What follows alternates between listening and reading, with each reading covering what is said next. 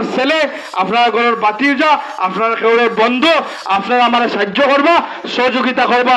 ইনশাল্লাহ আপনার মান, আপনার সম্মান, আপনারা আত্মবিশ্বাস আমি রাখার লাগে চেষ্টা করবো।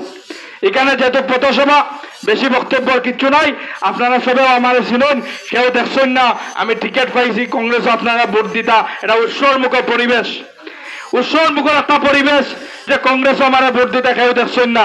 এর লাগে মাইকে গুলা গায়ে কইছি আপনারা আমার দেখবা, আইন লাগি এখানে আইছি, আপনারা আমার সাহায্য করবা।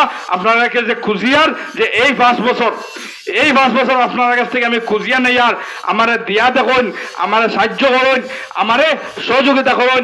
আমি আপনার আত্মসম্মান, আমি আপনার মান, আমি আপনার ইজ্জত, আপনার আনামত আমি রাখার লাগে চেষ্টা করুন। আমি জেলা পরিষদ হইতাম, আমার মনি কেন নাই, আমি শেষ হয়ে যেতাম। আমার মোড় আছে কিছুটা টাইমতে বিধানসভাত গিয়ে নাক কুজাইন, এখন বিজেপির হইয়া বার হইছই। বিধানসভাত গিয়ে খরচ দেখছো 72 হন, বিধানসভাত গিয়ে খরচ দেখছো 72 হন।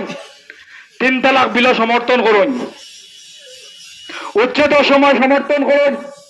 ওয়াকফ বিলের এগেইনস্টে কোনো প্রতিবাদ দেখলানি, কোনো মাঠ দেখলানি। এখন সমাজও বার হইছই টেকা লইয়া আমারে আপনারে বিভ্রান্ত করার, তারারে কইয়ার যা করার তুমি তাই করছো।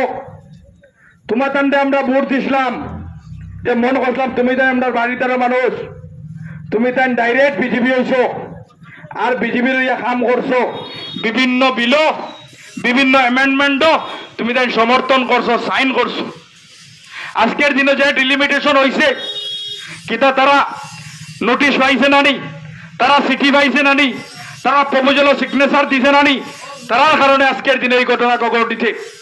আজকে বিধানসভার সিট কাটা হয়েছে, তারা কিতা সিটর চিঠি পাইছে নানি, তারা কিতা প্রপোজাল পাইছে নানি, তারা কিতা সিডি সিগনেচার দিছে নানি। কিন্তু তারার প্রতিবাদ নাই, তারার আন্দোলন নাই, তারার মাত মাথা নাই, তারা ডাইরেক্ট বিজেপি হইয়া বার হইছেন। আপনার আমার সমাজের বিরোধিতা কতরা, আপনার আমার জাতির কলঙ্কিত হইছেন। তারা হইয়ার আপনারা সাবধান হয়ে যান, আপনারা সাবধান হয়ে যান। আপনারা যা করছেন আমরা মাতিয়ান না। এখন আর এই সময় এখনো আপনারা বিজেপির হইয়া দালালি করবে না, বিজেপির হইয়া উকালতি করবে না, বিজেপির হইয়া আপনারা বদমাশি করবে না, বিজেপির হইয়া সমাজের লাগি বিরোধিতা করবে না। এখন হিন্দু মুসলমান একটাই কথা হইন যে কংগ্রেস ছাড়ার বিকল্প নাই। বিজেপি ঠকিতে ঠকিতে হিন্দু মুসলমানের রাজনীতি করতে করতে মন্দিরের রাজনীতি, মসজিদের রাজনীতি, মাদ্রাসার রাজনীতি, ঈদগার রাজনীতি, এই সমস্ত রাজনীতি করতে করতে বিজেপি এখন আইছে সংখ্যালঘু মানুষের সম্পদের উপর হাত দেওয়া। এই সমস্ত জিনিস আমরা মনে করা লাগবো। এই সমস্ত জিনিস আজকে মুসলমানের সম্পদের উপরে হাত দেব, কাল হিন্দু সম্প্রদায়ের সম্পদের উপরে হাত দেব হইব। গতিকে এই সময় আমরা সজাগ আর সচেতন হওয়ার প্রয়োজন। গতিকে সময় সংকীর্ণ, আপনার কাছ থেকে বিদায় নেয়ার আর আপনার কাছে লাস্টে আমি খুঁজিয়ার, আমি আপনার ভাই, আপনার ভুয়া, আপনার ছেলে, আপনার বাতিজা, লাস্টে আপনারা হাসর মানুষ, বাড়ির মানুষ, গ্রামের মানুষ, এই জিপির মানুষ, আপনারা আমারে আল্লাহ আস্তে সাহায্য করবা, সহযোগিতা করবা।